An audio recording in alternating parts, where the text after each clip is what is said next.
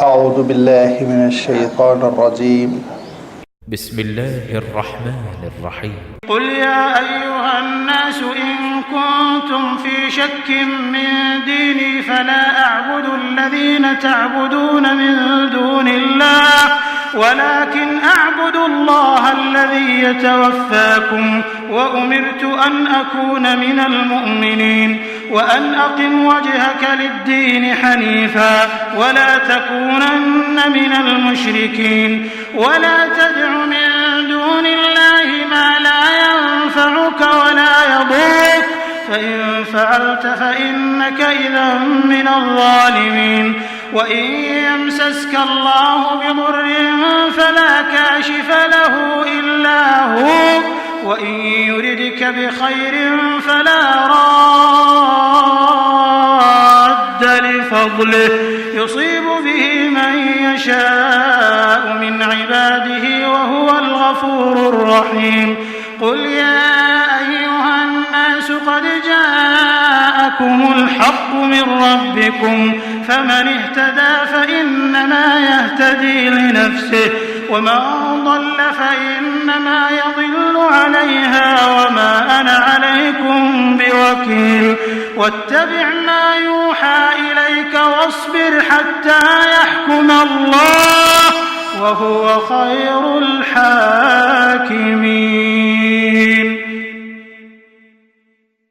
صدق اللہ العظیم.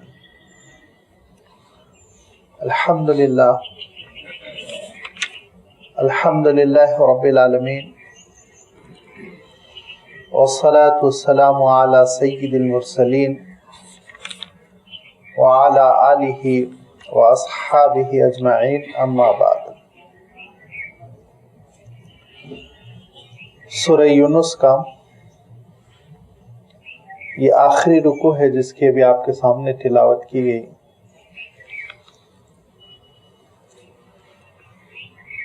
جملہ 6 آیتیں ہیں اس رکوع میں جن کی تلاوت کی گئی ہے، اور ان 6 آیتوں میں اس آخری رکوع میں آپ یہ ملاحظہ فرمائیں گے، آپ دیکھیں گے کہ سورہ یونس کا حاصل کلام، اس سورت کا لب لباب اور وہ خلاصہ جس کا تعلق عملی زندگی سے ہے، وہ خلاصہ، وہ ہدایت جس پر عمل پیرا ہونا انسان کے لیے ضروری ہے، وہ اللہ تعالیٰ نے اپنے نبی اور اپنے رسول کے ذریعے سے ان آیتوں میں ہم تک پہنچایا. کیونکہ سورہ یونس میں اللہ تعالیٰ نے اس حقیقت کو بیان فرمایا ہے کہ تم سچائی پر کاربند رہو، دین کے تقاضوں پر کاربند رہو، ثابت قدمی اللہ تعالیٰ کی جانب سے ملے گی، اچھا نتیجہ، اچھا انجام، کامیابی، نصرت اور اللہ تعالیٰ کی جانب سے تائید و مدد ضرور آئے گی. اور اسی لیے اللہ تعالیٰ نے اس صورت میں حضرت موسیٰ علیہ الصلاۃ والتسلیم کے واقعے کے آخری حصے کا تذکرہ فرمایا، آخری جز کا تذکرہ فرمایا، جس میں کہ حضرت موسیٰ علیہ السلام نے مصر سے ہجرت کی، فرعون نے تعاقب کیا، اور حضرت موسیٰ علیہ السلام کے ساتھ اللہ تعالیٰ کی غیبی تائید رہی، غیر معمولی نصرت رہی. حضرت موسیٰ علیہ السلام اپنی امت کے ساتھ، بنی اسرائیل کے ساتھ، ایمان والوں کے ساتھ سمندر پار ہو جاتے ہیں، میڈیٹرین سی کو پار کر لیا، اور فرعون اپنے لاکھ لشکر کے ساتھ، اپنے سپاہیوں کے ساتھ، اپنی حکومت کے ساتھ پار کرنے کی کوشش کرتا ہے تو وہ ڈوب مرتا ہے. ایمان بھی اس کا قبول نہ ہو سکا، آخر وقت میں توبہ بھی کی، پچھتایا، لیکن اس کا پچھتانا اور اس کی توبہ قابل قبول نہیں ہوئی، اس کے حق میں مفید ثابت نہیں ہوئی، کیونکہ اللہ تعالیٰ کا یہ نظام ہے، اللہ تعالیٰ کا یہ طریقہ کار ہے. جس کو عرف میں شریعت میں سنتullah کہتے ہیں، وہ یہ کہ اس وقت تک اللہ تعالیٰ توبہ قبول فرماتا ہے جب تک کہ انسان کے اختیارات باقی رہتے ہیں۔ جس وقت انسان کے اختیارات ختم ہو جاتے ہیں، وہ معطل ہو جاتا ہے، موت کو اپنی آنکھوں سے دیکھنے لگتا ہے، نزاع کا عالم طاری ہو جاتا ہے، فرشتوں کو دیکھنے لگتا ہے، یا اللہ تعالیٰ کا عذاب نازل ہو جاتا ہے، تو پھر توبہ کے دروازے بھی اس کے حق میں بند ہو جاتے ہیں۔ اسی اللہ تعالیٰ نے طریقہ کار کا اور اسی سنت اللہ کا تذکرہ کرتے ہوئے یہ ارشاد فرمایا کہ کسی بھی قوم نے عذاب کے مشاہدے کے بعد، عذاب کو دیکھ لینے کے بعد توبہ کی ہو اور وہ توبہ اس کے حق میں مفید ہو، ایسا نہیں ہوا۔ فرمایا ایسا نہیں ہوا کہ اس توبہ سے اس قوم کو فائدہ پہنچ گیا ہو، اس قوم کو معاف کر دیا گیا ہو، عذاب اٹھا لیا گیا ہو، ایسا نہیں ہوا۔ صرف اور صرف حضرت یونس علیہ السلام کی قوم کے ساتھ ایک معاملہ استثنائی ہے۔ استثنائی کے معنی یہ کہ اس قوم کے ساتھ اللہ تعالیٰ نے ایک دوسرے انداز میں معاملہ فرمایا، اور وہ اس کا تذکرہ گزشتہ اتوار آپ کی خدمت میں کیا جا چکا ہے کہ حضرت یونس علیہ السلام نینوا جو مملکت تھی عراق میں، بہت پہلے نینوا مملکت کے نام سے عراق کا ایک حصہ مشہور تھا، اس میں موصل نامی ایک مقام پر حضرت یونس علیہ السلام کو بھیجا گیا تھا۔ وہ بستی 1,00,000 سے متجاوز بستی تھی، یعنی اس زمانے کی بہت بڑی آبادی تھی، اس زمانے کے لحاظ سے بہت بڑا شہر تھا، بہت بڑی بستی تھی، 1,00,000 سے زائد لوگ اس پہ رہتے تھے۔ حضرت یونس علیہ السلام سمجھاتے رہے، شرک سے باز رکھنے کی کوشش کرتے رہے، لیکن لوگوں نے حضرت یونس علیہ السلام کی بات نہیں مانی۔ حضرت یونس علیہ السلام کو یہ محسوس ہوا کہ اس قوم پر عذاب آنے والا ہے، کیونکہ حضرت یونس علیہ السلام اللہ کے رسول اور نبی ہونے کی حیثیت سے عذاب کی جو علامتیں ہوتی ہیں ابتدائی، ان کا مشاہدہ فرما چکے تھے۔ لہذا حضرت یونس علیہ السلام نے رات میں ہجرت کر لی اور یہ کہا کہ 3 دن کے اندر اندر تم پر عذاب آنے والا ہے، 3 دن کے اندر تم تباہ کر دیے جاؤ گے۔ لہذا حضرت یونس علیہ السلام ہجرت فرما لیتے ہیں، اور اس کے بعد صبح ہوئی، یہ لوگ اٹھے تو انہوں نے دیکھا کہ افق سے، آسمان کے کنارے سے لال بادل چلے آ رہے ہیں، اور اس کی ایک گرمی جیسے جسم پہ ان کو محسوس ہوئی، تو یہ لوگ گھبرا گئے، اور ان لوگوں نے کہا کہ ہم یونس کو دیکھتے ہیں، اگر یونس ہمارے درمیان ہے تو یہ عذاب نہیں ہے، اور اگر یونس ہمارے درمیان نہیں ہے تو معنی یہ کہ حضرت یونس علیہ السلام کا وعدہ پورا ہو چکا ہے، یہ عذاب ہے۔ حضرت یونس علیہ السلام کو بستی میں تلاش کیا ان لوگوں نے، کہیں حضرت یونس علیہ السلام نظر نہیں آئے، کیونکہ وہ ہجرت کر چکے تھے رات میں۔ لہذا قوم کے لوگوں نے یہ کیا کہ اپنی عورتوں، اپنے بچوں، اپنے چرواہوں اور اپنے جانوروں کے ساتھ میدان میں جمع ہو گئے، اور اس کے بعد سے جانوروں کے بچوں کو ان کی ماؤں سے دور کیا، اور انسانوں کی ماؤں کی گود سے بچوں کو کھینچ لیا، اور سب مل کے گریا گزاری اور رونا دھونا، سارے گناہوں کے کپڑے اتار کے ٹاٹ لپٹ لپٹ کے جیسے حالت احرام میں انسان ہو اس طرح سے آگے، اور اجتماعی طور پر اتنا رو رہے تھے، اتنا گڑ گڑا رہے تھے کہ عذاب ان کے سر پر آ چکا تھا۔ دوپہر ہوتے ہوتے اس عذاب کو اللہ تعالیٰ نے واپس بلا لیا، پھیر دیا ان سے۔ کیوں؟ اس کی وجہ یہ ہوئی کہ حضرت یونس علیہ السلام نے ابھی حجت پوری نہیں کی تھی۔ حضرت یونس علیہ السلام کو بھی رکنا تھا، اور اللہ کی جانب سے وحی آنی چاہیے تھی، اور اللہ تعالیٰ وحی میں یہ کہتا کہ اب آپ اعلان کیجئے کہ عذاب آ چکا ہے، لہذا میں جا رہا ہوں، اب تم نہیں بچ سکتے، یہ کہہ کے روانہ ہونا چاہیے تھا۔ لیکن حضرت یونس علیہ السلام نے خود فیصلہ کر لیا تھا عذاب کا، اور نبی کا کوئی فیصلہ اپنی جانب سے نہیں ہوتا، نبی کا ہر فیصلہ اللہ تعالیٰ کی جانب سے ہوتا ہے۔ آپ جانتے ہیں وَمَا يَنطِقُ عَنِ الْهَوَىٰ إِنْ هُوَ إِلَّا وَحْيٌ يُوحَىٰ۔ اصول یہ ہے کہ نبی جو بھی بولتے ہیں وہ اللہ کے حکم سے بولتے ہیں، جو کرتے ہیں اللہ کے حکم سے کرتے ہیں۔ لہذا یہ اس فیصلے کو اللہ تعالیٰ نے ان کے قوم کے حق میں حجت نہیں مانا، اور پھر حضرت یونس علیہ السلام کی قوم عذاب سے بچ گئی۔ حضرت یونس علیہ السلام کو حکم ہوا آپ واپس آئیے، حضرت یونس علیہ السلام پھر واپس آئے، اور اسی اسنا آپ جانتے ہیں کہ حضرت یونس علیہ السلام کو مچھلی کے پیٹ میں رہنا پڑا، اور مچھلی کے پیٹ میں حضرت یونس علیہ السلام نے مستقل دعا کی، لا الہ الا انت سبحانک انی کنت من الظالمین۔ اللہ تعالیٰ نے استغفار قبول فرمایا، مچھلی نے اگل دیا، حضرت یونس علیہ السلام بڑے کمزور، پہلے تو ساحل پر رہے، دھیرے دھیرے توانائی واپس آئی، پھر آئے حضرت یونس علیہ السلام اپنے قوم میں، اور حضرت یونس علیہ السلام کی بات مان لی گئی، غلبہ ہوا آپ کا، پھر آپ کی طبعی وفات ہوئی۔ یہ ایک واقعہ ہے جس کا اللہ تعالیٰ نے اشارہ فرمایا، اس لیے اشارہ فرمایا یہ بتانے کے لیے کہ جب ثابت قدم کوئی رہے گا تو انشاءاللہ مدد ہوگی، نصرت ہوگی، اور اگر اللہ تعالیٰ کے فیصلوں پر ثابت قدم نہ رہیں اور اللہ تعالیٰ کے فیصلوں پر پوری طرح عمل نہ کیا جائے تو اللہ تعالیٰ ارشاد فرماتا ہے پھر ہمارا بھی وعدہ تمہارے ساتھ نہیں ہے۔ لہذا اب اس صورت کا خلاصہ کرتے ہوئے اللہ تعالیٰ ارشاد فرماتا ہے کہ دیکھو ایک حقیقت ہے جس کو بیان کر دیا گیا، ثم ننجی رسولنا والذین آمنوا کذالک حقا علینا ننجی المؤمنین، کہ ہم نے رسولوں کی بھی مدد کی، ہماری ذمہ داری ہے، اسی طرح ہم ایمان والوں کی مدد کریں گے۔ تو ایمان ہے کیا؟ کس ایمان پر اللہ تعالیٰ مدد فرمائے گا؟ لہذا یہ خلاصہ کیا جا رہا ہے، اور اللہ کے رسول صلی اللہ علیہ وسلم کو حکم ہے کہ انسانوں سے خطاب فرمائے، قل یا ایہا الناس ان کنتم فی شک من دینی۔ جتنی صورتیں عام طور پر مکی ہیں ان میں آپ دیکھیں گے جب بھی ایڈریس کیا گیا ہے، خطاب کیا گیا ہے تو یا ایہا الناس، اور اکثر و بیشتر جو صورتیں مدنی ہیں ان میں آپ دیکھیں گے جب خطاب کیا گیا ہے تو یا ایہا الذین آمنوا۔ یہ فرق کیوں ہے؟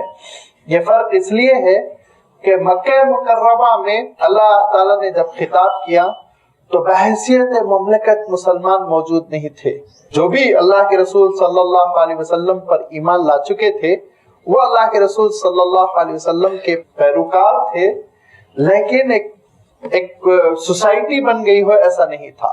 لہذا خطاب انسانوں سے ہوتا تھا اور اللہ کی دین کی طرف دعوت دی جاتی تھی، لیکن مدینہ منورہ میں اب ایک اسلامی مملکت، ایک اسلامی سوسائٹی وجود میں آ چکی تھی، خطاب ان سے ہوتا تھا اور باقی انسان ان کے تابع ہوتے تھے، ان کے ضمن میں ہوتے تھے۔ اصل تو یہ ایمان والے ہیں، اب ان سے خطاب ہوگا اور یہ جو بات مانیں گے انہیں کے پیچھے پیچھے دنیا کو چلنا پڑے گا۔ صحابہ سے خطاب ہوتا تھا یا ایھا الذین آمنوا کہہ کے، لہذا یہاں پہ اللہ تعالیٰ نے خطاب کیا، قل یا ایھا الناس، اے نبی آپ کہیے اے لوگوں، ان کنتم فی شک من دینی، دیکھو اگر تم میرے دین کے سلسلے میں شک و شبے میں پڑے ہوئے ہو، کنفیوز ہو، نہیں سمجھ میں آ رہا ہے حق کیا ہے باطل کیا ہے، اور تم فیصلہ نہیں کر پا رہے ہو، تو تمہارے شک و شبے کی وجہ سے، تمہارے تردد کی وجہ سے یہ تھوڑی ہوگا کہ میں تمہاری رعایت کروں، میں بھی شک و شبے میں پڑا رہا ہوں، نہیں۔ فرمایا کیا، فلا اعبد الذین تعبدون من دون اللہ، میں تو پورے یقین کے ساتھ، اعتماد کے ساتھ یہ ڈکلیئر کرتا ہوں، پوری وضاحت کے ساتھ، جس میں کوئی رواداری نہیں ہے، کوئی مروت نہیں ہے، جس میں کسی کا کسی دوسرے کا کوئی ذرہ برابر اس معاملے میں خیال نہیں کیا جائے گا۔ اس کی اور میں بھی وضاحت کروں گا کس معاملے میں، کہ فرمایا فلا اعبد الذین تعبدون من دون اللہ، کہ اللہ کو چھوڑ کر جن چیزوں کی تم عبادت کر رہے ہو اس کی میں ہرگز عبادت نہیں کروں گا، ولیکن بلکہ لیکن اعبد اللہ الذی یتوفاکم، اسی پروردگار کی اللہ تعالیٰ کی عبادت کروں گا جو چارج لیتا ہے، وفات دیتا ہے، روح قبض کر لیتا ہے، جو زندگی پوری کر دیتا ہے، اسی کی میں عبادت کروں گا، اس کے سوا میں کسی کو پکاروں گا نہیں۔ یہ وہ عقید توحید ہے جس پر اسلام کسی بھی وقت کسی بھی لمحے کمپرومائز نہیں کرتا۔ مصالحت ہوگی، ہمدردی کی جائے گی، محبت کی جائے گی، کام بنایا جائے گا، مدد کی جائے گی، سب کچھ ہوگا، لیکن توحید سے وڈرا نہیں ہو سکتے، اس کی کوئی اجازت نہیں، اس کی کوئی اجازت نہیں۔ کسی بھی وقت کتنی بھی مصیبت آ جائے، مکہ مکرمہ میں جبکہ سخت کشمکش ہے اہل ایمان اور اہل کفر کے درمیان، اس وقت اللہ تعالیٰ نے اپنے رسول پر سورۃ الکافرون نازل فرمائی کہ اے نبی آپ یہ کھل کے کہیے قل یا ایھا الکافرون لا اعبد ما تعبدون، کافروں سے کہہ دیجئے جن کی تم عبادت کرتے ہو ان کی عبادت ہم نہیں کریں گے۔ اس سلسلے میں آپ مایوس ہو جائیے، اس سلسلے میں آپ مایوس ہو جائیے، شرک میں آپ کی کوئی رعایت نہیں کی جائے گی، شرک کے سلسلے میں آپ کے ساتھ ہمارا کوئی پیکٹ نہیں ہوگا، ہمارا کوئی معاہدہ نہیں ہوگا، ہم اس سلسلے میں کوئی نرم پڑنے والے نہیں ہیں۔ یہ ایک حقیقت ہے کہ اسلام آیا ہے شرک کو مٹانے کے لیے، اسلام آیا ہے شرک کو ختم کرنے کے لیے، ایک حقیقت ہے، چاہے اس کی وجہ سے مسلمان زندہ رہے یا مر جائے، مگر یہ تو حق ہے، ایک حقیقت ہے جو پہنچانے کے لیے اس دنیا میں بندے مومن کو معمور کیا گیا ہے۔ اب اس کے بعد بہت ساری چیزیں ہیں جن کی ہم انسانی بنیادوں پر ایک دوسرے کی مدد کریں گے، سوسائٹی میں سے برائیوں کے ازالے کے لیے ہم مل کے کام کریں گے، لڑائی جھگڑے کو دور کرنے کے لیے ہم مل کے کام کریں گے، ملک کو مضبوط کرنے کے لیے ہم مل کے کام کریں گے، اس پہ مصالحت ہوگی، اس پہ متحد ہوں گے۔ لیکن اگر کوئی یہ چاہے کہ شرک کے معاملے میں بھی ہم ان سے پیکٹ کر لیں، اللہ کے رسول صلی اللہ علیہ وسلم سے صرف اتنا مطالبہ کیا گیا کہ آپ صرف جو شرک کے خلاف بولتے وہ نہ بولیں، بس آپ اپنا کام کرتے رہیں، آپ یہ نہ بولیں کہ دیکھو جھوٹے خداؤں کی عبادت نہ کرو، ان کی پرستش نہ کرو، ان کو نہ پکارو، یہ بولنا چھوڑ دے۔ تو اللہ کے رسول صلی اللہ علیہ وسلم نے ارشاد فرمایا میرے ایک ہاتھ میں چاند دے دو، ایک ہاتھ میں سورج دے دو، اور اس کے بعد چاہو تو میں وڈرا ہو جاؤں تو میں نہیں ہو سکتا، نہیں ہو سکتا، میں توحید ہے، اور توحید کے ساتھ شرک کی ملاوٹ نہیں ہو سکتی، یہ ہے اسلام، توحید کے ساتھ شرک کی ملاوٹ نہیں ہو سکتی۔ اللہ تعالیٰ ارشاد فرماتا ہے الذین آمنوا وَلَمْ يَلْبِسُوا إِيمَانَهُمْ بِظُلْمٍ أُولَئِكَ لَهُمُ الْأَمْنُ۔ دیکھو جنت اسی وقت ہے، امن اور سلامتی تم کو اسی وقت ہے جبکہ تم عقیدہ توحید کو قبول کر لینے کے بعد اس میں شرک کی ملاوٹ نہ کرو گے، شرک سے بچے رہو۔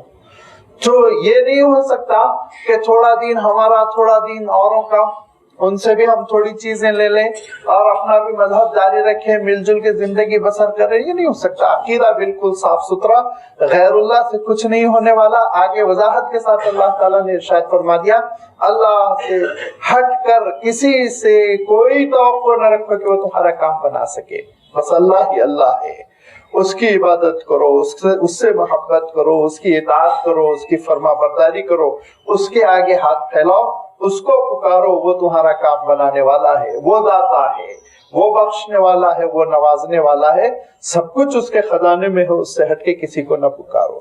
لہذا اللہ کے رسول صلی اللہ علیہ وسلم کو جیسے سورۃ الکافرون میں، جیسے سورۃ الکافرون کا بھی میں نے تذکرہ کیا، صراحت کرنے کا حکم ہے، بالکل بعینی ہی اسی طرح یہاں ہے۔ کیا قل یا ایھا الناس ان کنتم فی شک من دینی، تم کو بہت شک و شبہ ہوگا، سوچتے رہو، لیکن ایک حقیقت کان کھول کر سن لو، فلا اعبد الذین تعبدون من دون اللہ ولکن اعبد اللہ الذی یتوفاکم، بس عبادت میں اس پروردگار، اس اللہ تعالیٰ کی کرتا ہوں، الذی یتوفاکم، جو تم سب کی جانوں کا مالک ہے۔ یہ ایک ایسی حقیقت ہے جس کا تم انکار نہیں کر سکتے۔ بہت ساری چیزوں میں، بہت ساری غلط فہمیوں میں انسان پڑ جاتا ہے، اور غلط فہمیوں میں پڑنے کی وجہ یہ ہے کہ انسان کی خود اپنی بے عقلی کہہ لیجیے، انسان کی اپنی بے عقلی۔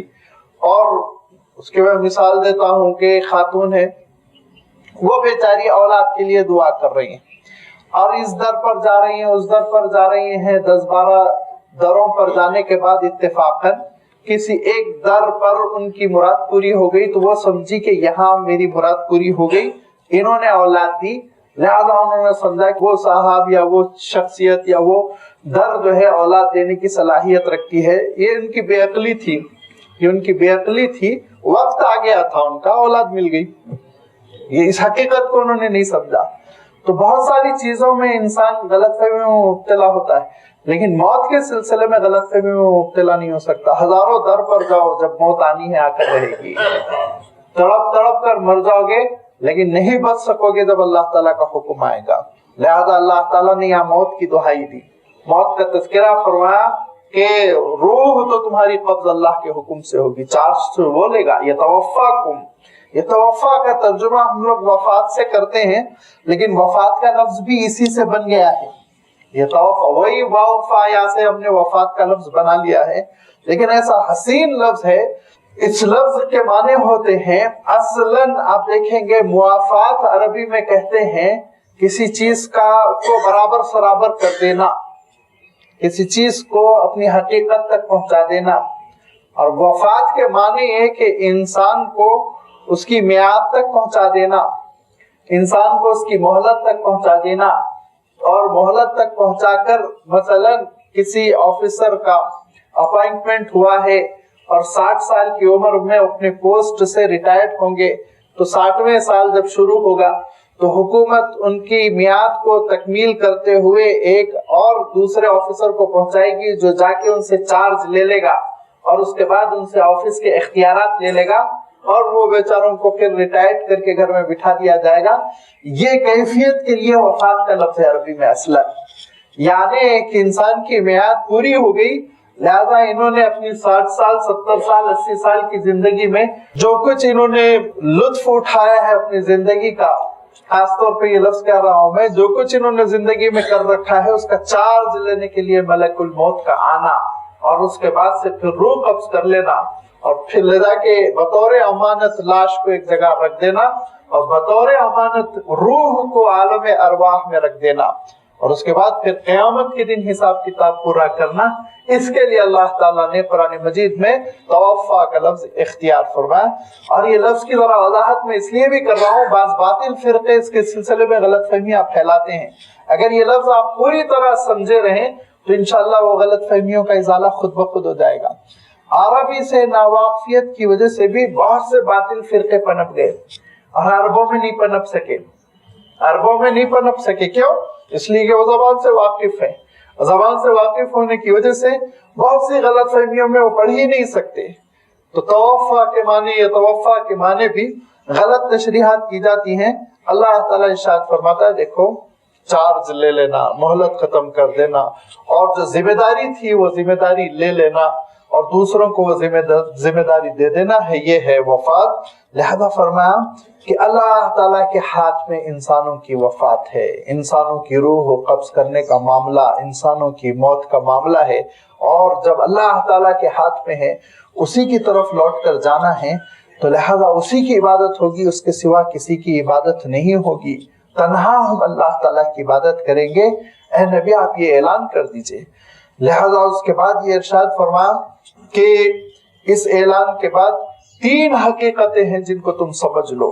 اگر 3 حقیقتیں تم نے سمجھ لی تو پھر اس کے معنی یہ کہ اللہ کے سوا تم کسی کی عبادت کرنے والے نہیں ہو. نمبر 1 وَأُمِرْتُ أَنْ أَكُونَ مِنَ الْمُؤْمِنِينَ، مجھے حکم ہے کہ میں اہل ایمان بن کر رہوں. مجھے حکم ہے، اللہ کے رسول صلی اللہ علیہ وسلم کو یہ حکم ہے کہ وہ ایمان والے بن کر رہیں. تو لازمی بات ہے پوری امت کو یہ حکم ہے کہ وہ ایمان والے بن کر رہیں. لہذا اگر ایمان نہیں ہے تو پھر بڑی سے بڑی نیکی اللہ تعالیٰ کی نگاہوں میں اس کی کوئی حیثیت نہیں. ایمان ہے، ایمان ہی ایسی چیز ہے، ایمان ہی ایسی صفت ہے انسان کی جس کی وجہ سے نیکی نیکی ہے. ایمان کے بغیر اللہ تعالیٰ کے پاس نیکی کی کوئی حیثیت نہیں. ایمان نیکیوں کو ویلڈ بناتا ہے. آپ سوچیں گے ایمان کی اتنی اہمیت کیوں کہ بغیر ایمان کے بڑی سے بڑی خیرات کر دے، کروڑوں ڈالر لگا دے انسان کی خدمت میں، ایمان کے بغیر وہ گیان کیا ہوا بیٹھا ہوا ہے، اللہ کو ہی یاد کر رہا ہے. ایمان کے بغیر وہ بہت والدین کی خدمت کر رہا ہے، ایمان کے بغیر وہ پڑوسیوں کے بڑے حقوق ادا کر رہا ہے، لیکن کوئی چیز اللہ کی نگاہوں میں ویلڈ نہیں. ایسا کیوں؟ اس کی وجہ یہ کہ ایمان کے بغیر رجسٹریشن ہی نہیں ہوا. رجسٹریشن نہیں ہوا. اب آپ چاہے بڑی بلڈنگ بنا لیں، وہ بلڈنگ تھوڑی آپ کی کہلائے گی. گورنمنٹ کی نگاہوں میں تو بلڈنگ اس کی ہے جس کے نام رجسٹریشن ہے. تو سب سے پہلے آپ کو کاغذی کاروائی کرنی پڑے گی کہ نہیں کرنی پڑے گی؟ کسی آپ ادارے میں داخلہ لے، نام کا رجسٹریشن ضروری کہ وہاں آپ کی انٹری ہو جائے. آپ بہت بڑا خرچہ آپ نے کر دیا، پلیٹ فارم پہ جتنے فقیر تھے ہر فقیر کے ہاتھ میں، ہر مانگنے والے کے ہاتھ میں آپ نے 1000 روپے رکھ دیے، لیکن آپ نے کاؤنٹر سے 100 روپے کا ٹکٹ نہیں لیا. उसके बाद आप ट्रेन में बैठ रहे हैं, इतना मैंने किया, हर टीटी को मैंने 1000 रुपए दिए हैं और हर फकीर को मैंने 1000 रुपए दिए, वो छोटे से कागज की पर्ची की क्या हैसियत, अब मैं तो ट्रेन में शाहाना अंदाज में बैठ के जाऊंगा। उतारा जाएगा कि नहीं उतारा जाएगा वो पैसेंजर? क्यों? क्योंकि उसने अपने सफर को वैलिड नहीं किया। हुकूमत की निगाहों में वैलिड करने के लिए, सर्टिफाई करने के लिए उसको टिकट लेना जरूरी था। लिहाजा ये है ईमान की हैसियत। सबसे पहले इंसान ईमान कबूल करे, और फिर ईमान क्या है, यह कुरान पाक का अजीब व गरीब अंदाज है। कुरान मजीद को अगर हक अदा करते हुए तदब्बर और मुताला किया जाए तो इंसान कभी गुमराह नहीं हो सकता, कभी गुमराह नहीं हो सकता। ऐसा अजीब व गरीब सहीफा है, यह आखिरी सहीफा अल्लाह ताला ने इस शान के साथ नाजिल फरमाया कि इसमें न लफ्जी तहरीफ हो सकती न मानवी तहरीफ। लफ्ज भी नहीं बदल सकता इंसान, एक जगह लफ्ज बदलेगा, दूसरी जगह अल्लाह ताला का इरशाद फिर आएगा। तकरार इस तरह होगी कि तहरीफ कर ही नहीं सकता। और मानों में भी तब्दीली इसलिए नहीं कर सकता कि अनकुन मिनल मुमिनीन, मोमिन की एक तशरी, एक कमेटी मुफस्सिरीन की बैठ के कर दे और कहे ये ईमान है, इसको तुम लोग मानो। अरे बड़े बड़े लोगों ने ये तशरी कर दी, आज से यही ईमान है, ये तशरी मान ली जाए, ऐसा हो नहीं सकता। क्यों? मोमिन की तशरी खुद दूसरी जगह है। मोमिन की तशरी क्या है? आप देखें कि अल्लाह ताला ने कुरान पाक में मोमिन की तशरी करते हुए इरशाद फरमाया, लैसल बिर्रा अन तुवल्लू वजूहकुम क़िबल अल-मशरिक़ वल-मग़रिब वलाकिन्नल बिर्रा मन आमन बिल्लाहि व मलाइकतिहि व कुतुबिहि व रुसुलिहि। पूरी ईमान की तशरी कर दी गई। देखो, ईमान ये है कि अल्लाह पर ईमान हो, आखिरत पर ईमान हो, उसके रसूलों पर ईमान हो, उसकी किताबों पर ईमान हो, उसके फरिश्तों पर ईमान हो। लिहाजा इसमें से किसी भी चीज पर ईमान नहीं होगा तो तुम मोमिन नहीं करार पाओगे, अगरचे कि पूरी की पूरी एकेडमी और कमेटी ऐलान करती रहे कि ईमान ये है, लेकिन उनके कहने से कुछ नहीं होगा। कुरान मजीद का ये शान है कि एक चीज एक जगह बिल्कुल इशारे में आएगी तो दूसरी जगह अल्लाह ताला बड़ी वजाहत के साथ उस हकीकत को बयान फरमा देगा। लिहाजा सबसे पहली शर्त यह है कि हम अल्लाह ताला और उसके अस्माए हुस्ना पे पूरा ईमान रखें, उसके पूरे रसूलों पर ईमान रखें। किसी एक रसूल का इनकार भी इंसान के कुफ्र के लिए काफी है, किसी भी रसूल का इनकार नहीं किया जा सकता। और अल्लाह की किताबों पर ईमान हो, अल्लाह के फरिश्तों पर ईमान हो, आखिरत पर ईमान हो। अब आप कहेंगे ये तो बहुत इजमाल के साथ हो गया, मुख्तसर। फरिश्तों पर क्या ईमान हो मिसाल के तौर पर, या आखिरत पर क्या ईमान हो, रसूलों पर क्या ईमान हो, किताब पर क्या ईमान हो। फिर आप कुरान मजीद को देखेंगे, फिर अल्लाह ताला वजाहत फरमाएगा। फरिश्तों पर ईमान के लिए अल्लाह ताला एक जगह इरशाद फरमा रहा है, देखो फरिश्ते कौन होते हैं। फरिश्ते वो होते हैं जो अल्लाह के अहकाम लेकर इस दुनिया में नाफिज करते हैं। ला यासूना मा अमरहुमुल्लाह, अल्लाह के हुक्म की नाफरमानी नहीं करते, जो अल्लाह ताला हुक्म देता है वो मानते हैं और अल्लाह के दरबार में सफ बस्ता खड़े रहते हैं, सुबह शाम तस्बीह करते रहते हैं। उनका काम यह है कि वो हम्दो सना करते रहें, अल्लाह की इबादत करते रहें, उसके दरबार में सजदे करते रहें। और उनमें से जिब्राइल ये है जो रूहुल कुदुस है वही लेकर आते हैं, और मिकाईल ये है। अल्लाह ताला ने फरिश्तों का तारुफ भी करा दिया, और उस तारुफ की रोशनी में अब तुम उन पर ईमान रखो। उस तारुफ की रोशनी में किसी भी आप जुज़ को ले लीजिए, अल्लाह पर ईमान, रसूल पर ईमान, किताब पर ईमान, आखिरत पर ईमान, फरिश्तों पर ईमान। आप देखेंगे कि कुरान मजीद के मुख्तलिफ मकामात पूरी वजाहत कर देते हैं आखिरत किसको कहा जाता है, आखिरत के मरहले क्या है, आखिरत पर ईमान का मफहूम क्या है। हर चीज कुरान पाक में आपको मिलेगी। और फिर इसमें जो फिल इन द ब्लैंक्स रह जाते हैं, आपस में आयतों को एक दूसरों से जोड़ना और जोड़ने के बाद अमली जिंदगी में उसका असर पैदा करना, वो अल्लाह के रसूल सल्लल्लाहु अलैहि वसल्लम पूरा कर देते हैं। चुनाचे अहादीस तशरीह कर देती हैं, सुन्नत अमली अंदाज में हमको बता देती है कि ईमान कैसा होना चाहिए, हमको बता देती है अमल सालेह कैसा होना चाहिए। ये एक दूसरा मौज़ू है। लिहाजा यहाँ पे अल्लाह ताला ने कहा उमिरतु अन अकूना मिनल मुमिनीन, हुक्म दिया गया है मुझे कि मैं ईमान वाला रहूं। और ईमान के बाद फिर व अन अकीम वजहका लिद्दीन हनीफा, दूसरा हुक्म اللہ کی عبادت ہوگی، یعنی سب سے پہلے اللہ پر ایمان ہوگا۔ دوسرا حکم وَأَنْ أَقِمْ وَجْهَكَ لِلدِّينِ حَنِيفًا، کہ اور اپنے رخ کو تم دین کی جانب یکسو ہو کر پھیر لو، 10 رخ پر نہ بھاگنے کی کوشش کرو، ایک رخ پر رہو، تم ایک سمت پر رہو۔ جیسے تمہاری نماز مشرق کی جانب، تمہاری نماز دائیں جانب بائیں جانب نہیں قبول ہوتی، ایک ہی رخ پر قبول ہوتی ہے اور وہ قبلے کی جانب۔ بالکل ایسے ہی یاد رکھو، تمہاری پوری زندگی بھی اللہ تعالیٰ کے پاس قابل قبول نہیں، تمہارا رخ اللہ کی طرف ہونا چاہیے۔ وَأَنْ أَقِمْ وَجْهَكَ لِلدِّينِ حَنِيفًا، اور یہ ایک ذرا لازمی ترجمہ ہے، اگرچہ کہ لفظی ترجمہ میں کروں تو یہ ہے کہ اور اپنے چہرے کو دین کی جانب یکسو ہو کر پھیر لو۔ لیکن وجہ کا چہرہ عرب اس لیے کہتے ہیں کہ انسان جب چہرے کو کسی رخ پر پھیرے تو چہرہ سب سے معزز انسان کے جسم کا حصہ ہے، تو لازمی بات ہے پورا جسم پھیرے گا ہی پھیرے گا، اسی لیے لفظ چہرہ استعمال کیا جاتا ہے۔ لیکن اس کا صحیح ترجمہ وہی ہے کہ تم اپنا رخ، اپنا سمت اللہ کی طرف کر لو، اس کے دین کی طرف کر لو۔ دین کی طرف رخ کرنا ایک مفہوم ہے جس کی وضاحت کرنی ہے، حنیفاً لفظ حنیف ہے جس کی وضاحت کرنی ہے۔ دین کی جانب رخ کرنے کے معنی یہ ہے، اس کے معنی یہ ہے کہ انسان جب بھی زندگی بسر کرے تو اللہ کے دین کی روشنی میں زندگی بسر کرے، جس کو اللہ تعالیٰ نے دوسرے مقام پر بہت ہی وضاحت کے ساتھ یہ ارشاد فرمایا، ادخلوا فی السلم کافہ، دیکھو پورے اسلام میں داخل ہو جاؤ۔ آدھا اسلام اور آدھا کفر یہ اللہ تعالیٰ کے پاس قابل قبول نہیں۔ کیا ارشاد فرمایا؟ اللہ تعالیٰ ارشاد فرماتا ہے، افتؤمنون ببعض الکتاب وتکفرون ببعض فما جزاء من یفعل ذلک منکم الا خزی فی الحیاۃ الدنیا۔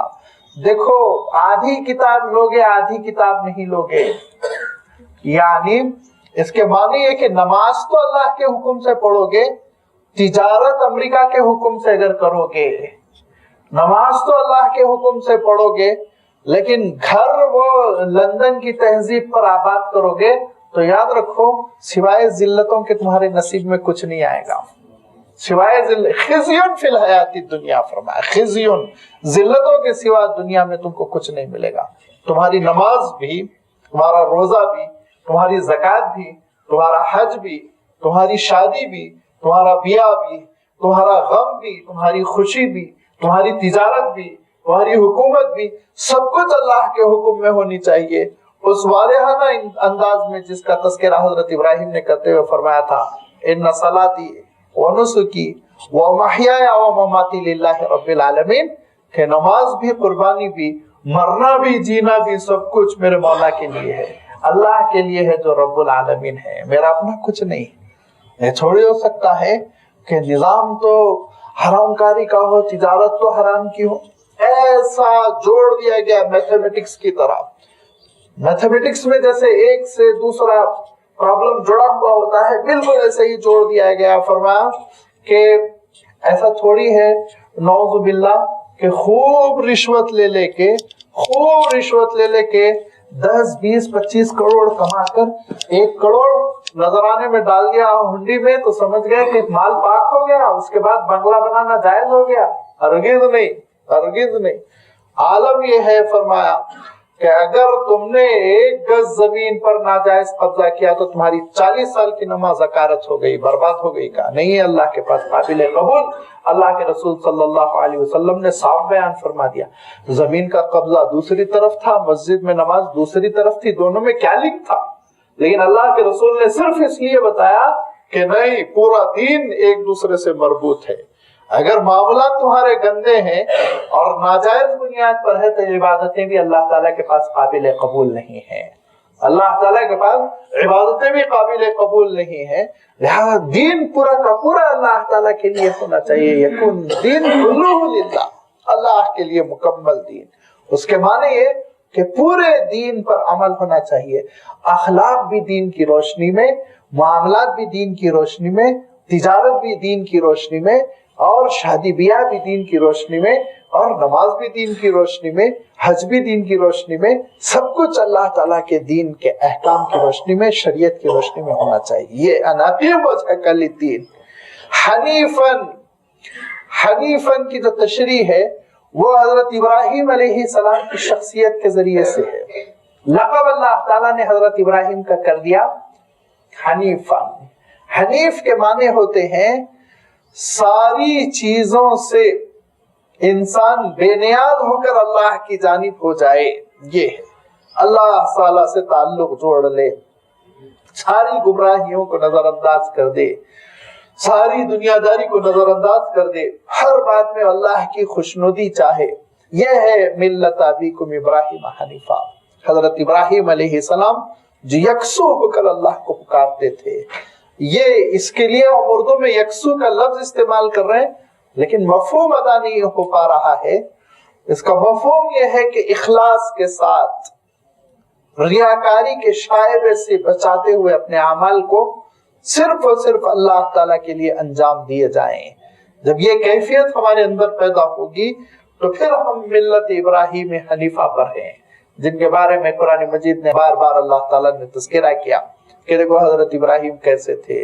حضرت ابراہیم نے کبھی سوسائٹی کو خوش کرنے کا نہیں سوچا، کبھی حکومت کو خوش کرنے کے لیے نہیں سوچا۔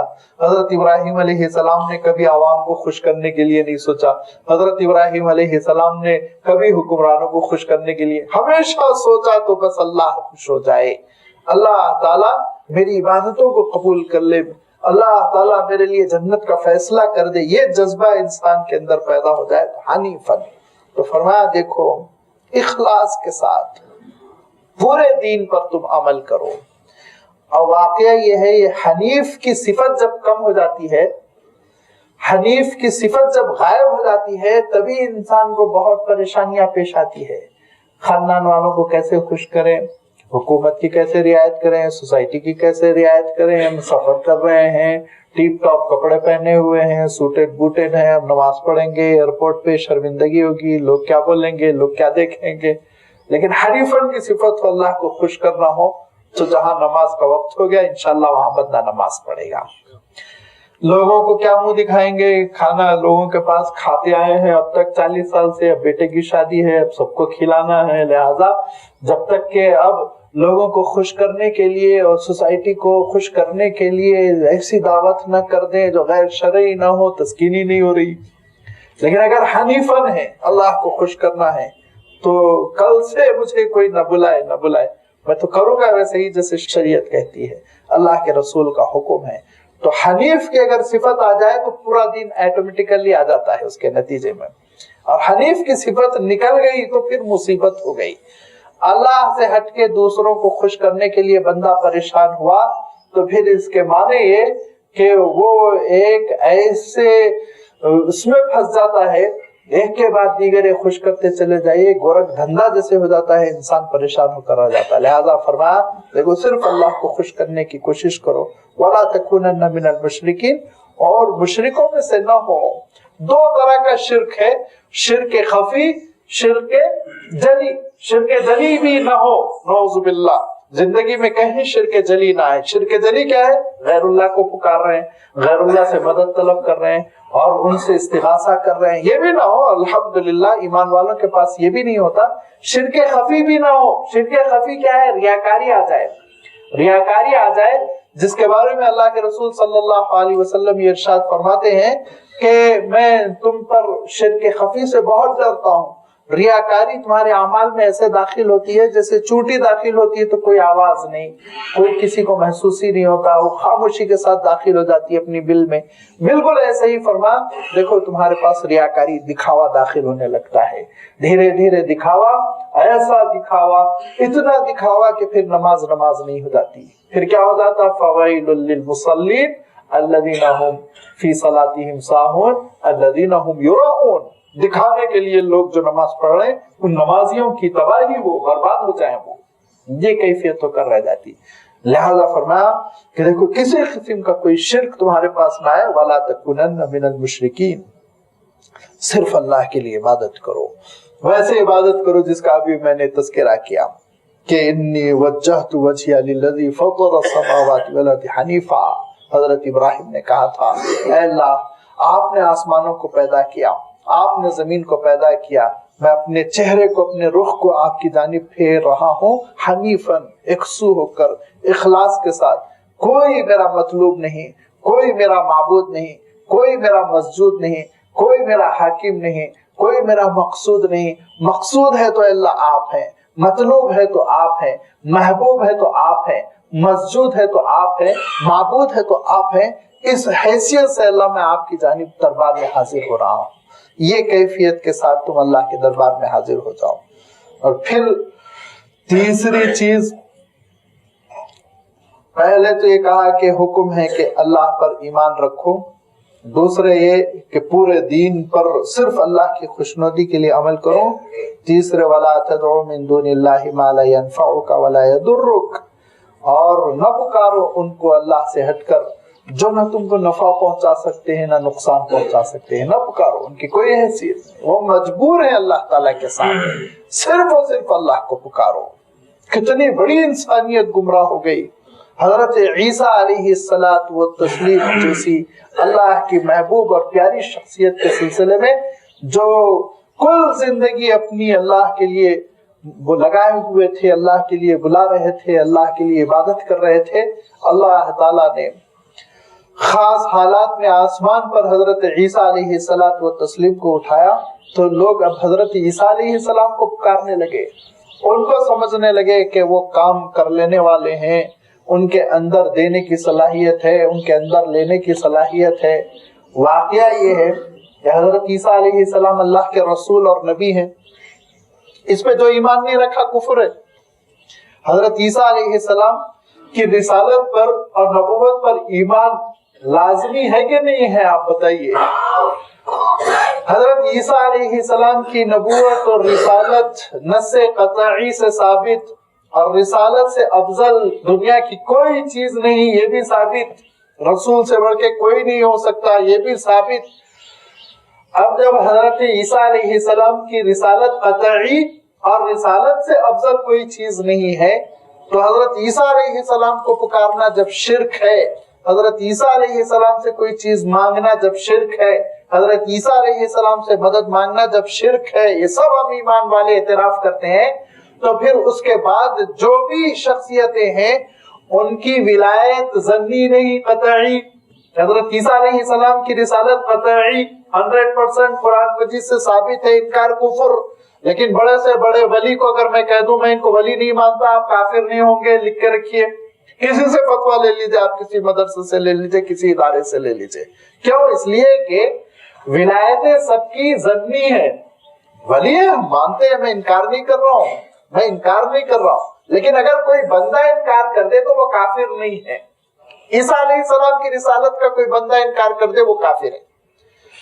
ولایت ظنی ہے, ہم سمجھ رہے ہیں نا, قرآن پاک میں آیا ہے, قرآن پاک میں آیا ہے کہ فلاں صاحب ولی ہے لہذا ان کو تم ولی مانو, ولی نہیں مانو گے تو کافر ہو جاؤ گے, کہیں ہے حدیث شریف. ولایت ظنی. اچھا, رسالت سے ولایت بہت کم تر. رسالت کے پہلو میں کتنی سینکڑوں ولایتیں ہوتی ہیں, اور رسول تو ولیوں کا ولی, ولیوں کا امام, ولیوں کا سردار. رسالت سے بہت کم تر ولایت ہوتی ہے. رسالت تو بہت اونچا مقام. تو جب رسول اور جس کی رسالت قطعی ہے اس سے کچھ مانگنا حرام, ناجائز, شرک, تو کسی ولی سے, کسی درگاہ سے, کسی آستانے سے کچھ مانگنا کیسے حلال ہو سکتا, آپ بتائیے. کیسے کوئی کہیں اولاد مانگ سکتا, کیسے کسی سے صحت مانگ سکتا ہے, کیسے کسی سے دولت مانگ سکتا ہے, کیسے کسی سے تجارت میں کامیابی مانگ سکتا ہے, کیسے کسی کے دربار میں چھٹی لکھ کے شادی کرا دیجئے کہہ سکتا ہے, درخواست دے سکتا ہے. آپ سوچئے کتنا بڑا شرک ہے جو مسلمانوں میں آ گیا. رحمت آباد کا سفر کرتے ہیں اور یہ سمجھتے ہیں وہاں شفا ملے گی, قطعاً نہیں مل سکتی. نعوذ باللہ, اللہ کے سوا کوئی شفا دینے والا نہیں ہے.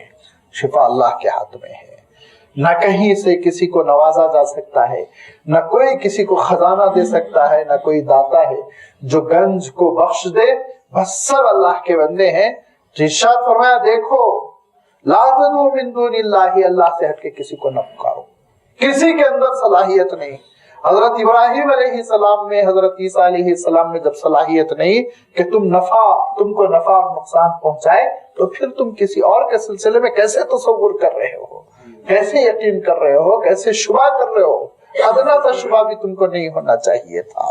وہ اللہ کے پیارے بندے ہیں، اللہ ان کو جنت الفردوس میں اعلیٰ سے اعلیٰ مقام عنایت کرے، قیامت کے بعد جنت میں ہماری ان کی ملاقات کرا دے۔ سب کچھ ہے، لیکن یاد رکھو دینے کی صلاحیت، لینے کی صلاحیت صرف اور صرف پروردگار کی ہے، وہ اللہ کا اختیار ہے۔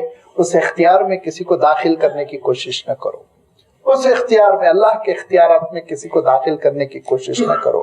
وَلَا تَدْعُوا، نہ پکارو، جب پکارو گے روب ختم ہو جائے گا، جب پکارو گے اہمیت ختم ہو جائے گی، جب پکارو گے اور پکارنے کا اڈا تم بناؤ گے تو تمہارے اڈے کے بعد وہ بھی اڈا بنائیں گے اپنے شرک کا۔ جیسے تمہارا اڈا ہوگا ویسے ان کا اڈا ہوگا، حکومت کی نگاہ میں، مینجمنٹ کی نگاہ میں، دونوں میں کوئی فرق نہیں رہ جائے گا۔ تم صرف اللہ کو پکارنے والے بن کر دیکھو، اس کے بعد تمہارا کیسا روب ہوگا، کیا تمہاری شان ہوگی، کیا تمہاری شوکت ہوگی۔ وَلَا تَدْعُوا مِن دُونِ اللَّهِ مَا لَا يَنفَعُكَ وَلَا يَضُرُّكَ فَإِنْ فَعَلْتَ، اگر یہ حرکت تم نے کی، فَإِنَّكَ إِذًا مِنَ الظَّالِمِينَ، تمہارا شمار ظالموں میں ہوگا، تم ظالم سمجھے جاؤ گے۔ اور اللہ تعالیٰ ظالم کو رسوا کر کے چھوڑتا ہے، اللہ تعالیٰ ظالم کو دبا کر چھوڑتا ہے تاکہ یہ بتلائے کہ تم یہ نہ سمجھ لو کہ جو چاہے وہ تم کرو اور اللہ تعالیٰ مجبور محض ہے دیکھتا رہ جائے، نعوذ باللہ۔ لہذا شرک کو تم اپنے اعمال میں، شرک کو اپنے عقیدے میں، شرک کو تم اپنی زندگی میں آنے نہ دو۔ دیکھو وَإِيَمْسَسْكَ اللَّهُ بِضُرٍّ، اگر اللہ تعالیٰ کسی سے یہ فیصلہ فرما لے کہ اس پر کوئی پریشانی نہیں آنی ہے، اور نقصان کو، مصیبت کو، بیماریوں کو، آپ کی موجودہ اصطلاح میں آسیب کو، جنوں کو، بھوتوں کو، جادوؤں کو اللہ تعالیٰ روک دے، فلا کاشف لہ الا ہو، تو اللہ کے سوا کوئی نہیں پھیر سکتا، نہیں ہے کوئی جو اللہ کے سوا ان کو ہٹا سکے۔ وَإِن يُرِدْكَ بِخَيْرٍ، اور اللہ ارادہ فرما لے خیر کا، فلا راد لفضلہ، اللہ کے فضل کو کوئی نہیں پھیر سکتا۔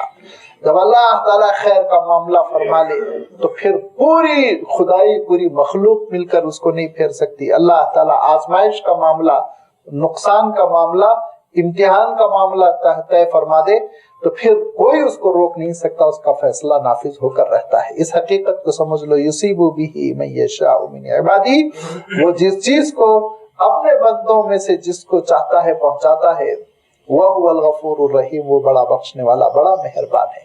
لہذا اپنا عقیدہ توحید بہت صاف ستھرا رکھو، اللہ تعالیٰ سے تعلق بہت قوی رکھو، اتنا قوی رکھو، اتنا قوی رکھو کہ تمہارے اور اللہ تعالیٰ کے درمیان کوئی حائل نہ ہو سکے، بیچ میں کوئی نہیں آنا چاہیے۔ اس کو اللہ کے رسول صلی اللہ علیہ وسلم نے دو حقیقتوں کے ذریعے سے، دو بیانات کے ذریعے سے واضح فرما دیا۔ نمبر ایک، آپ صلی اللہ علیہ وسلم نے حضرت عبداللہ ابن عباس کو کہا ہے، لڑکے، چونکہ وہ چھوٹے سے تھے، 9 سال کے تھے، تربیت فرماتے ارشاد فرمایا، لڑکے میں تم کو ایک چیز سکھا دوں گا، اگر تم نے یہ چیز سیکھ لی تو ارشاد فرمایا تم کامیاب ہو گئے، بامراد ہو گئے۔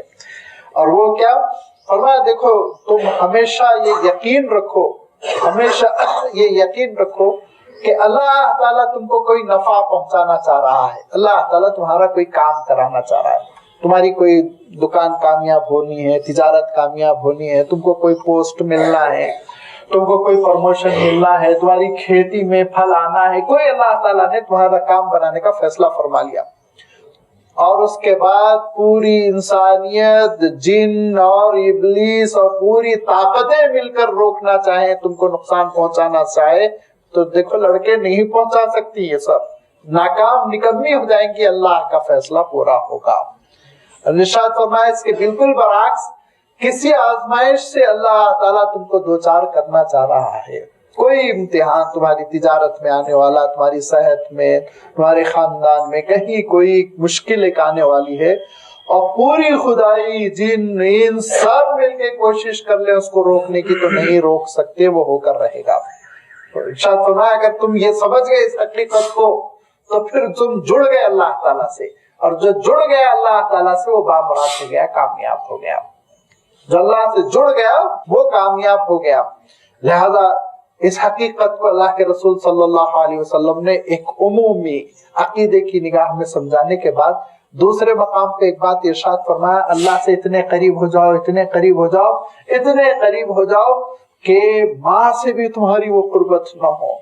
वालदा से भी बात चीजें इंसान नहीं मांगता, कितनी बार मांगूंगा, मैंने खाना मांगा उन्होंने दे दिया, बिस्तर मांगा उन्होंने दे दिया। माँ से बहुत बेतकल्लुफ होता है, वालिद साहब से तो इंसान को डर होता है, लिहाजा जिद करना होता है तो माँ की गोद में जाके जिद करता है बच्चा, माँ से फरमाइश करता है। क्यों?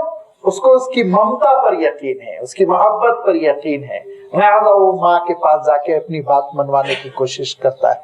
और देखता है जब माँ जरा सा अनजान हो रही है, बात नहीं मान रही, तो फिर उसके पास एक तदबीर होती है बच्चे के पास, नेचुरल तदबीर। वो तदबीर क्या है? आंखें डबडबाएगी, आंसू टपकेंगे, आंसू टपकने के बाद मालूम है ये मेरा गिरता हुआ आंसू माँ के दिल पे गिरेगा और फिर वो फौरन मेरा काम बनाएगी, मेरी बात मान जाएगी। ये जो कैफियत है बच्चे की, ये बिल्कुल फितरी है, इसमें कोई मसनवीपन नहीं है, तसन्नो नहीं है। देखो ऐसे जैसे तुम माँ से बिल्कुल बेतकल्लुफ उसकी मोहब्बतों पर एतमाद करके, कभी कभी बच्चे, हालांकि माओं को ऐसा नहीं करना चाहिए, नाजायज अगर बच्चों की फरमाइश है तो इधर उधर फैला देना चाहिए। नाजायज फरमाइशें बच्चों की पूरी करने से होता ये कि बच्चे जिद्दी बन जाते हैं, हमेशा गलत बात को मांगने लगते हैं, वो आदी हो जाते हैं, जवान होते हैं तो बड़ी गलतियां करते हैं और फिर गलत बहू लेके आते हैं, फिर घर में बड़ा मसला होता है, फिर माँ को ही मुसीबत सहनी पड़ती है। तो माओं के लिए ये बात है उनकी खिदमत में कि बच्चे की हर जायज और नाजायज फरमाइश पूरी नहीं करना चाहिए, बहला बहला की तरबियत करनी चाहिए, ये एक अलग मौजू है। लेकिन मैं ये अर्ज कर रहा था कि माँ के पास जैसे ख्वाहिश पूरी होती है और बच्चा बेतकल्लुफी के साथ हर जायज नाजायज मुतालिबा रखता है, इतने तुम परवरदिगार से करीब रहो, इतने परवरदिगार से करीब रहो, इतने परवरदिगार से करीब, ये एतमाद की कैफियत रहे कि अल्लाह के रसूल फरमाते हैं जूते की डोरी टूट जाए तो अपने अल्लाह से मांगो, मांगो अल्लाह से। कितनी हकीर चीज है जूते की डोरी, लेकिन वो कुर्बत मौला से, वहां कोई बेतकल्लुफी नहीं, वहां कोई बीच में हायल नहीं, उसके दरबार में हम जो चाहे अर्ज करें, उसके दरबार में हम जो चाहे मारूदा रखें, ये कैफियत हमारी हो जाए।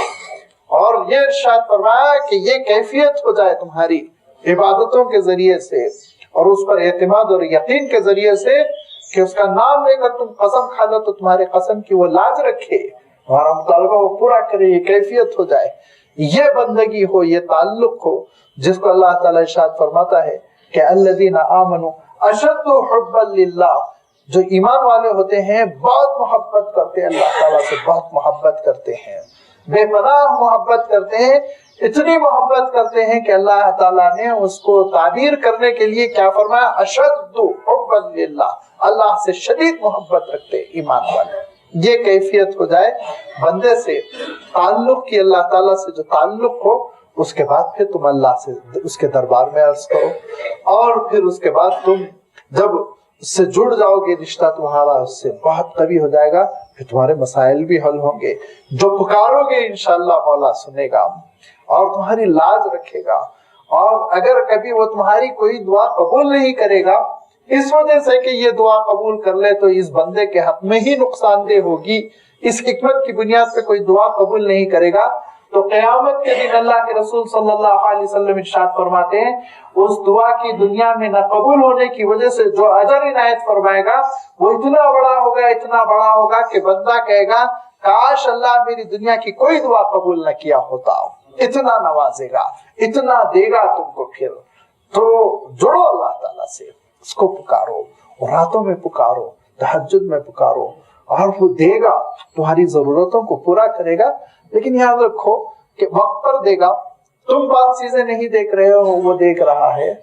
और उसकी मैं बहुत मोटी मिसाल देता हूँ, एक साहब बहुत पुकार के दुआ कर रहे हैं, अल्लाह मियाँ ये प्लेन में सीट दिला दीजिए, अल्लाह मियाँ दुबई पहुंचा दीजिए, ये प्लेन में, अरे वो प्लेन तो गिरने वाला है, तुमको अगर मालूम हो जाए ये एक्सीडेंट होने वाला है तो कान पकड़ के कहोगे अल्लाह मुझे ये प्लेन में जगह मत दीजिए। ये मोटी मिसाल है, हिकमतें हैं उसकी काम करती है, हिकमतें हैं, किस बंदे को कब क्या देना है वो जानता है। लिहाजा तुम्हारा काम ये है उसको पुकारो, तुम्हारा काम ये है उसके दरबार में अपना अर्ज रखो, मारूजा रखो, इंशाअल्लाह वो वक्त पे कबूल करेगा।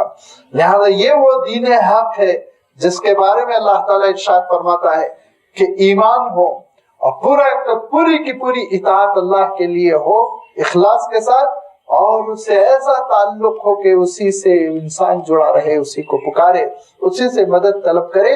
یہ وہ حق ہے جس کے بارے میں اے نبی آپ اعلان کر دیجئے، قُلْ يَا أَيُّهَا النَّاسِ قَدْ جَاءَكُمُ الْحَقُّ مِنْ رَبِّكُمْ، کہیے اے نبی، اے لوگو بتحقیق سن لو، بلا شبہ قد جاءکم الحق، سچائی تمہارے پاس آ چکی ہے، دین حق تمہارے پاس آ چکا ہے، حقیقت پروردگار کے پاس سے تمہارے پاس آ چکی ہے، اللہ تعالیٰ کی جانب سے تمہارے پاس آ چکی ہے. فَمَنِ اهْتَدَىٰ، اب اس دین سے جو ہدایت حاصل کرے گا، فَإِنَّمَا يَهْتَدِي لِنَفْسِهِ، اس کا فائدہ اس کی اپنی جان کو ہوگا. وَمَنْ ضَلَّ، اور جو گمراہ ہوگا، فَإِنَّمَا يَضِلُّ عَلَيْهَا، اس کی گمراہی کا وبال اس کو ہوگا. وَمَا أَنَا عَلَيْكُمْ بِوَكِيلٍ، میں تمہارا کام بنانے والا نہیں ہوں، میں نہیں بناؤں گا کام، ہدایت میں نہیں دوں گا، توفیق میں نہیں دوں گا. توفیق تو اللہ کے ذریعے سے ملے گی، اللہ کے پاس سے ملے گی. میں تم کو دعوت دوں گا، میں تم کو بلاؤں گا، جس میں کوئی شک نہیں کہ دعوت دینے میں، بلانے میں غائب درجے کا اخلاص، خیر خواہی، محبت، شفقت سب کچھ نبی نے برتی. لیکن ارشاد فرمایا ہدایت دینا میرا کام نہیں، وہ ڈپارٹمنٹ پھر اللہ تعالیٰ کے پاس ہے. وما انا علیکم بوکیل، دیکھو میں تمہارا کام بنانے والا، پکڑ کر اسلام میں داخل کرنے والا نہیں ہوں، دعوت کھل کر میں دے رہا ہوں. اور مجھے خود کیا حکم ہے، واتبع ما یوحی الیک، کہ اتباع کیجئے آپ جو وحی آپ کی جانب آ رہی ہے، جو حکم اللہ کا آپ پر آ رہا ہے آپ اس پر عمل کیجئے. یہ اسلام ایسا تھوڑی ہے کہ وہ وی آئی پیز وہ تو قانون توڑ دیں، عوام کے لیے قانون ہو، وزیر اعظم کے لیے قانون نہیں، ایم ایل اے کے لیے قانون نہیں، وزیروں کے لیے قانون نہیں، وی آئی پیز کے لیے قانون نہیں. قانون بیچارے سیدھے سادے عوام کے لیے ہے. ایسا تھوڑی ہے اسلام. اسلام کا عالم یہ ہے کہ آپ کے لیے 5 نمازیں فرض ہیں اور نبی کے لیے 6. نبی کے لیے 6. تہجد بھی واجب تھی نبی اور رسول کے لیے، اس معنی میں واجب تھی کہ اللہ تعالیٰ نے حکم دے دیا تھا وَمِنَ اللَّيْلِ فَتَهَجَّدْ بِهِ نَافِلَةً لَكَ، رات میں تہجد پڑھنا آپ کی اضافی ذمہ داری ہے، آپ کی زائد ذمہ داری ہے. نبی کو تو زیادہ کرنا، آپ کو تو یہ تھا، آپ کو تو یہ ہے کہ آپ 2.5% دے کے سال میں آپ اپنا مال پاک کر لیں. اور نبی کا عالم یہ کہ ان کے گھر میں 2.5% بھی نہ جائے. سوچیے آپ 2.5% بھی گھر میں نہ جائے، فاقے چلیں، ایسے فاقے چلے کہ 3 مہینے گزر جائیں، گھر میں چولہا سلگنے کی نوبت نہ آئے. نبی کے لیے یہ عالم ہے. نبی کے لیے عالم یہ ہے کہ بکری ذبح ہوئی تو آپ کے لیے حکم ہے 3 حصے کر لو تو مستحب. 3 حصے اگر کرو مستحب. مستحب کے معنی اچھا ہے، اچھا ہے آپ کے لیے، ریکمنڈڈ ہے، بس اتنا ہی ہے. اگر آپ نہیں کریں گے گناہگار نہیں ہوں گے، گناہگار بھی نہیں ہوں گے. یہاں تک کہ اگر سنت بلا وجہ کوئی انسان چھوڑ دے تو گناہگار ہوتا ہے. لیکن یہاں پہ یہ بھی نہیں. مستحب کے معنی یہ کہ آپ کو مشورہ دیا جا رہا ہے، اچھا ہے کہ ایک حصہ غریبوں میں تقسیم کریں، ایک حصہ رشتہ داروں میں، ایک حصہ آپ کھا لیں، یہ آپ کے لیے. اور اگر پورا کا پورا آپ کھا لیں، کباب بنا کے رکھ لیں، 3 مہینے تک کھاتے رہے، ٹھیک، کوئی مسئلہ نہیں، اجازت ہے آپ کو. لیکن نبی کے لیے اللہ کے رسول صلی اللہ علیہ وسلم گھر تشریف لائے، عائشہ بکری ذبح ہو گئی، اللہ کے رسول ذبح ہو گئی. تقسیم ہو گئی، ہاں اللہ کے رسول تقسیم ہو گئی. اس میں سے کچھ بچ تو نہیں گیا، اللہ کے رسول بچ گیا. میں نے سامنے کا ایک دست آپ کے لیے اٹھا کر رکھا ہے، تو کہا اچھا بچ گیا. تو یاد رکھو سارا کا سارا بچ گیا ہے سوائے ایک دست کے، یہ نہیں بچ سکا. کیا سارا کا سارا اللہ کے پاس بچ گیا ہے، سیف ہو گیا ہے. یہ جو ایک ران تم سامنے کی اٹھا کے رکھی ہو نا، یہ نہیں بچی، سمجھو یہ نہیں بچ. پورا خیرات کر دیتے تو اللہ کے پاس پورا بچ جاتا. یہ اللہ کے رسول صلی اللہ علیہ وسلم کی شان. تو کیا یہ اسلام کا عالم یہ ہے کہ وَاتَّبِعْ مَا يُوحَىٰ إِلَيْكَ، سب سے پہلے اللہ کا رسول کا عمل، اور اللہ کا رسول کا عمل اکمل کامل ترین، ایسا عمل کہ اس میں اللہ کے رسول صلی اللہ علیہ وسلم ذرہ برابر کمی نہ کرتے، پہلے عمل کر کے دکھاتے. یہ پہلے عمل اور زیادہ کامل عمل جس کا ہم تصور نہیں کر سکتے. اور پھر یہی نہیں، وَاصْبِرْ حَتَّىٰ يَحْكُمَ اللَّهُ، اس پہ آپ ثابت قدم رہیں گے. جو وحی آ رہی ہے، جو حکم مل رہا ہے، نماز کا، زکوٰۃ کا، اللہ کی راہ میں خرچ کرنے کا، اور روزوں کا، ہم لوگ کتنے روزے رکھ پاتے ہیں آپ سوچئے. ہم لوگوں کے روزوں کا بعض اللہ کے نیک بندے ہیں خوب رکھتے ہیں, لیکن عام معمول امت کا کیا ہے؟ عام معمول امت کا یہ ہے رمضان المبارک کے روزے. اس کے بعد ذرا اور نیک اچھے اللہ والے ہیں تو پھر وہ شوال کے 6 روزے, اور اس کے ساتھ ساتھ آج عاشورہ کے یہ 2 روزے 9 اور 10 یا 10 اور 11, اور بعض اور لوگ ہیں تو وہ کبھی کبھار روزے رکھ لیتے ہیں کس کے؟ ایام 20 کے. لیکن اللہ کے رسول صلی اللہ علیہ وسلم کا علم یہ ہے رمضان مبارک کے روزے, ہر جمعرات کا روزہ, ہر پیر کا روزہ, مہینے میں ایام 20 3 روزے, 7 شوال کے روزے, عاشورہ کا روزہ, روزے ہی روزے, روزے ہی روزے. اور یہاں تک کہ ایک مرتبہ فجر کے بعد گھر تشریف لائے, کہا کچھ ناشتے کے لیے گھر میں ہے, تو امہات المؤمنین میں سے کسی نے کہا اللہ کے رسول آج تو گھر میں کچھ نہیں ہے, تو کہا الحمدللہ آج میں روزے کی نیت کر رہا ہوں. روزہ ہی روزہ اللہ کے رسول صلی اللہ علیہ وسلم کی زندگی میں. وَاتَّبِعْ مَا يُوحَىٰ إِلَيْكَ, جو وحی آئے گی اس پہ سب سے زیادہ عمل اللہ کے رسول کا ہوگا. وہ تھوڑی ہے جو ہمارا کلچر ہم پر لاد دیا گیا ہے, کہ ہمارا کلچر جو ہم پر لاد دیا گیا, وی آئی پیز کا قانون الگ, عوام کا قانون الگ. وی آئی پیز تو محلوں میں زندگی بسر کریں, اور وی آئی پیز تو ڈیوڑیوں میں زندگی بسر کریں, ان کے لیے ٹریفک پوری روک دی جائے, وہ تو سر گزر جائے. اور عوام کا عالم یہ کہ 10 کلومیٹر طے کرنے کے لیے 2 گھنٹے ٹریفک جام رہے, اور وی آئی پیز کے لیے بہترین ہاسپٹل عوام کے لیے یہ سڑے گندے سرکاری ہاسپٹل. یہ اسلام چھوڑیے. اسلام تو یہ ہے وی آئی پیز کو عوام سے زیادہ عمل کرنا ہوگا, عوام سے زیادہ عمل کرنا ہوگا. ان اکرمکم عند اللہ اتقاکم, جتنا عمل کرو گے اللہ کی نگاہوں میں اتنے تم محبوب ہوتے جاؤ گے. تو سب سے زیادہ عمل تو رسول نے کیا, اس عمل کو ہم سوچ نہیں سکتے. ایک صحابی نے بھی چاہا, ہم لوگ تو بہت دور کی بات ہے, 1500 سال کے بعد کی ہم لوگ پیداوار. صحابی نے کہا کہ آپ کی طرح میں روزہ رکھنا چاہتا ہوں, تو کہا تم نہیں رکھ سکتے, میرا معاملہ کچھ اور ہے, میرا رب کھلاتا ہے پلاتا ہے. وہ طاقت تم کہاں لاؤ گے, وہ طاقت تم اپنے اندر کہاں لاؤ گے؟ اللہ کے رسول صلی اللہ علیہ وسلم ارشاد فرماتے کہ دیکھو, ایک دن روزہ رکھو, ایک دن روزہ نہ رکھو, یہی تمہارے لیے سب سے زیادہ افضل ہے. روزانہ روزہ رکھنے کی سوچو بھی مت. تو اللہ کے رسول صلی اللہ علیہ وسلم نے سب سے زیادہ عمل کر کے دکھایا. اور پھر اس کے بعد سے اللہ کے رسول صلی اللہ علیہ وسلم کے جانشینوں نے, جن کو ہم صحابہ کہتے ہیں, پھر اس کے بعد سے جنہوں نے صحابہ سے استفادہ کیا, حضرت حسن بصری اور دیگر ایسے ہی تابعین, پھر اس کے بعد اللہ کے نیک بندے جو ان سے عمل میں قریب تر ہیں, یہ وہ ہیں جو خوب عمل کرتے ہیں. عمل میں کوئی استثناء, کمی, رعایت نہیں کہ ابھی اللہ والے ہیں, بزرگ ہیں, لہذا ان کو 5 کے بجائے 3 ہی نمازیں, بہت مصروف رہتے ہیں اللہ کے دین کے لیے, لہذا یہ 3 نماز پڑھیں گے, 2 نمازیں ان کو معاف کر دی جائے. نہیں, یہاں پہ کوئی تصور نہیں, یہاں تو عمل ہی عمل ہے. فرمایا وَاعْبُدْ رَبَّكَ حَتَّىٰ يَأْتِيَكَ الْيَقِينُ, موت آنے تک کہ نبی آپ کو اللہ کی عبادت کرنی ہی کرنی ہے.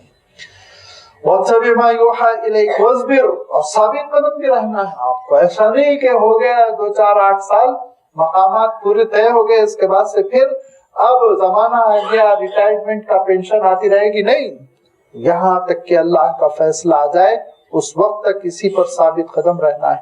وَهُوَ خَيْرُ الْحَاكِمِينَ, اور وہی سب سے بہتر فیصلہ کرنے والا ہے. ایسے ہی آپ دین پر جمے رہیں, دعوت پر جمے رہیں. مخالفتیں ہو رہی ہیں, لوگ سمجھ رہے ہیں کہ ہم ان کے پیر اکھاڑ دیں گے, ہم مسلمانوں کو ختم کر دیں گے, لیکن ثابت قدم رہی ہے نبی یہاں تک کہ اللہ فیصلہ کر دے. اور وہ خیر الحاکمین, بہترین فیصلہ کرنے والا ہے. اس نے فیصلہ کیا, اس نے مدد نازل کی بدر میں, اس نے مدد نازل کی غزوہ خندق میں, اس نے مدد نازل کی فتح مکہ کے موقع پر. اس نے دین کو غالب کرنے کے بعد پھر یہ اعلان فرمایا الیوم اکملت لکم دینکم واتممت علیکم نعمتی ورضیت لکم الاسلام دینا. اور یہ اعلان فرمایا اللہ کے رسول صلی اللہ علیہ وسلم نے کہ آج کے بعد پھر جزیرۃ العرب میں اللہ کے سوا کسی کی عبادت نہیں ہوگی. حرمین کی سرزمین پر اللہ کے سوا انشاءاللہ آج کے بعد کوئی کسی کو نہیں پکار سکے گا. یہ اللہ کی مدد ہوئی, وہ کھل کر اس نے فیصلہ فرمایا, تائید فرمائی. تو یہ اس پوری حقیقت کو جس کو اللہ تعالیٰ نے سورہ یونس میں بیان فرمایا کہ حق کے ساتھ اللہ کی مدد ہے, اس کا اللہ تعالیٰ نے خاتمہ فرمایا کہ ثابت قدم رہو یہاں تک کہ اللہ فیصلہ کر دے, اور وہی بہترین فیصلہ کرنے والا ہے. تو تاریخ کے جھروکوں سے اللہ تعالیٰ سورہ ہود میں بتائے گا کہ اللہ تعالیٰ نے حضرت ہود علیہ السلام کے ساتھ کیسی مدد کی، اور اللہ تعالیٰ نے حضرت صالح علیہ السلام کے ساتھ کیسے مدد کی، اور اللہ تعالیٰ نے حضرت نوح علیہ السلام کے ساتھ کیسے مدد کی، اور اللہ تعالیٰ نے حضرت شعیب علیہ السلام کے ساتھ کیسے مدد کی، اور اللہ تعالیٰ نے حضرت موسیٰ علیہ السلام کے ساتھ کیسے مدد کی، کیسے غالب آ کر رہے یہ رسول۔ اب اس تاریخ کو اللہ تعالیٰ سورہ ہود میں انشاءاللہ بیان کرے گا، جس کا آغاز انشاءاللہ آئندہ اتوار سے ہوگا۔ وآخر الدعوانا ان الحمدللہ رب العالمین۔